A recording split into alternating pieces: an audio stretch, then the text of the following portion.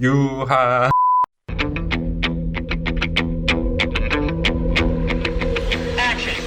유년부 친구들 안녕하세요. 유하는 이제 유년부 친구들 안녕하세요 라는 뜻이죠.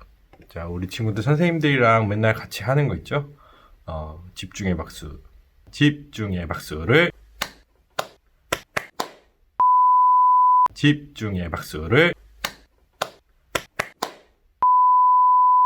우리 친구들 지금 집에서 너무 답답하게 지내고 있지만 하나님 말씀 매일매일 묵상하고 특별히 지금은 사순절 기간이고 이제 곧 고난주간이 다가와요.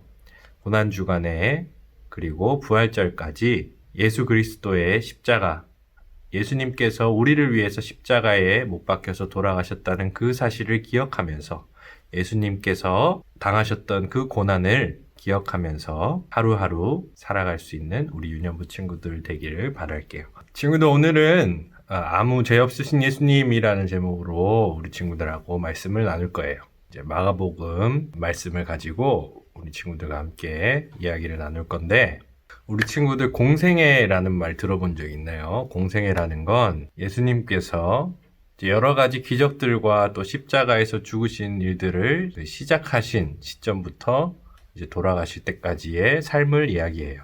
예수님께서는 함께 다니고 함께 살아갈 사람들을 부르셔서 제자로 삼으셨어요.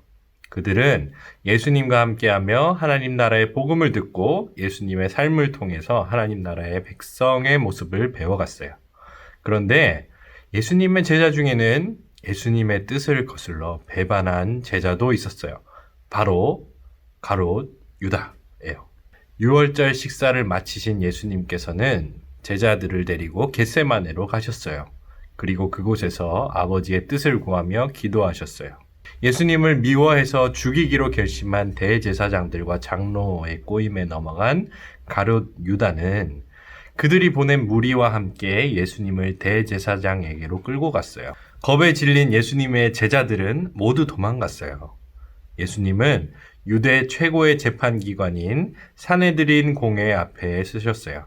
그들은 예수님을 죽일 목적으로 체포했고 그에 합당한 증거를 찾으려고 애를 썼어요. 하지만 그럴 만한 증거를 찾아내지는 못했어요. 그때 대제사장이 예수님께 네가 찬송받으실 이의 아들 그리스도냐? 라고 물었어요. 이 말은 이제 예수님이 하나님의 아들이냐라고 물어본 거죠.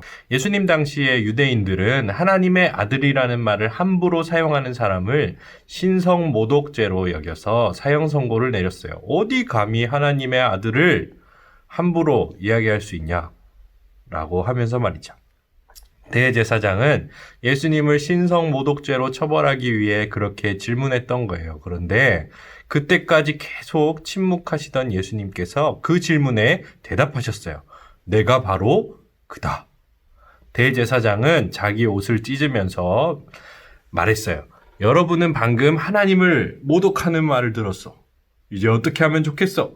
그러자 사람들은 예수님이 사형을 받아 마땅하다고 했어요. 그들 가운데 어떤 사람은 예수님께 침을 뱉었고 손바닥으로 때리기도 하고 예수님은 많은 사람들 앞에서 수치와 모욕을 당하셨어요.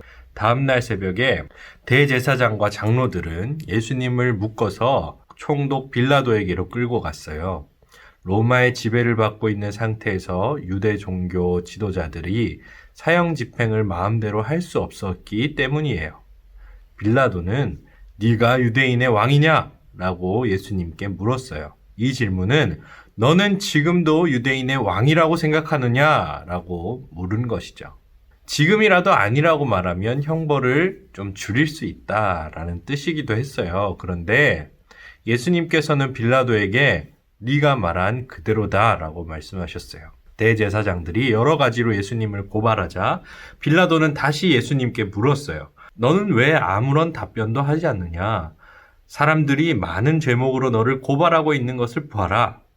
하지만 예수님께서는 더 이상 아무 대답도 하지 않으셨어요. 명절 때마다 총독은 사람들이 요구하는 죄수 한 명을 풀어주었어요.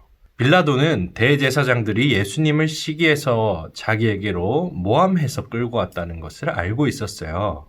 그는 예수님에게서 아무 죄도 발견할 수가 없었기 때문이에요. 그래서 예수님을 풀어주려고 했어요. 죄가 없는 사람이니까. 하지만 대제사장들이 무리를 선동해서 거기 있는 사람들을 부추겨서 차라리 사람을 죽인 살인자 바라바를 풀어주자고 이야기하게 된 거예요. 빌라도는 막 군중들이 사람들이 들고 일어나고 시위를 하고 크게 소리를 치고 그렇게 하니까 그 사람들의 요청을 어떻게든 해결을 해야 됐고 결국에는 어쩔 수 없이 그 사람들을 만족시켜 주기 위해 살인자 바라바를 놓아주고 예수님을 채찍질한 뒤에 십자가에 처형당하게 내어주었어요. 우리 친구들, 아무 죄도 없으신 예수님께서는 우리의 모든 죄를 대신 지고 온갖 모욕과 수치를 당하셨어요. 그리고 가장 고통스럽고 힘겨운 십자가를 지셨어요. 우리 때문에. 우리를 위해 십자가를 지신 예수님을 생각하며 감사하고 예수님의 사랑을 닮아갈 수 있는 우리 친구들 될 수 있었으면 좋겠어요.